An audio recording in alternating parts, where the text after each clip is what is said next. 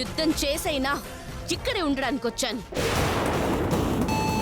కానీ మీరు వద్దు అంటున్నారు. అందుకే నేను మీతో టగ్ ఆఫ్ వార్ ఆడాలనుకుంటున్నాను. టగ్ ఆఫ్ వారా అంటే ఆట ఆడతావా? అత్తయ్య గారు, మధు ఆటలు ఆడుకోవడానికి వచ్చిందంట. ఆహా, అవును, మీ బాడీలతో ఆడుకోవటానికి వచ్చింది. ఏయ్, దాంతో మాట్లాంటే గంటైన బయటకి. అలాగే మీ కోడళ్ళకి దమ్ముంటే నన్ను ఈ గీత అవతలకి లాగమనండి.